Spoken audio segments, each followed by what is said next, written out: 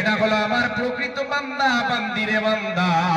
এরা অজ্ঞ ব্যক্তিদের সঙ্গে, মূর্খ ব্যক্তিদের সঙ্গে ওদের অপবিত্র জুবানে এরা এদের পবিত্র জুবানকে অপবিত্র করবে না, মিথ্যা বলবে না, বেফাইজ কথা বলবে না, যারা আল্লাহর প্রকৃত বান্দা বান্দি হবে।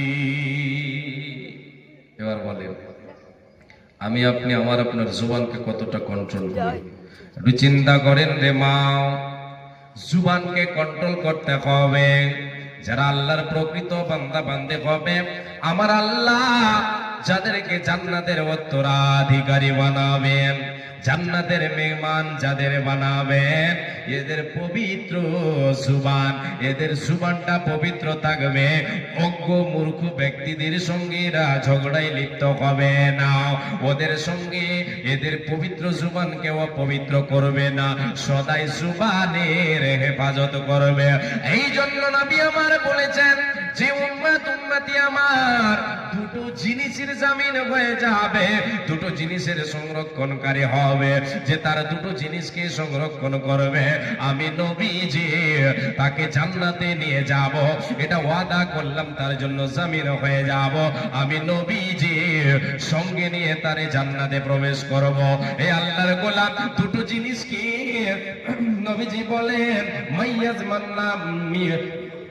মাইয়াজমান মা বাইনা লিহিয়াইহি ওয়া মা বাইনা রিজলাইহি আজমান লাহুল জান্নাহ। হাদিসটা একটু আমি ভুলে যাচ্ছে। বিশ্বনবী সাল্লাল্লাহু আলাইহি ওয়াসাল্লাম বলেন দুটো জিনিস, একটা হলো তার হলো জুবান, দ্বিতীয়টা হলো লজ্জাস্থান। এই দুটো জিনিসের যে জামিন হয়ে যাবে, বিশ্বনবী বলেন দুটো জিনিসের যে হেফাজত করবে, আমি নবীজি তার জন্য জামিন হয়ে যাব, তাকে জান্নাতে নিয়ে যাব, তাকে জান্নাতে সঙ্গে নিয়ে যাব। তাহলে জুবানকে কন্ট্রোল করবে কে? যে আল্লাহর প্রকৃত বান্দা বান্দে হবে। আরেকটা হাদিসে আল্লাহর নবী সাল্লাল্লাহু আলাইহি সাল্লাম বলেছেন, আল্লাহর নবীকে জিজ্ঞাসা করা হলো, বিশ্ব নবীকে, ইয়া রাসূলুল্লাহ, আল্লাহর নবী জান্নাতে নিয়ে যায় এমন কিছু আমল বলে, কি এমন জিনিস আছে যা আমাদেরকে জান্নাতে বেশি নিয়ে যাবে, জান্নাতের পথে নিয়ে যাবে, জান্নাতের দিকে নিয়ে যাবে? আল্লাহর নবী বলেছিলেন তাকওয়াল্লাহি ওয়া হুসনুল খুলুক।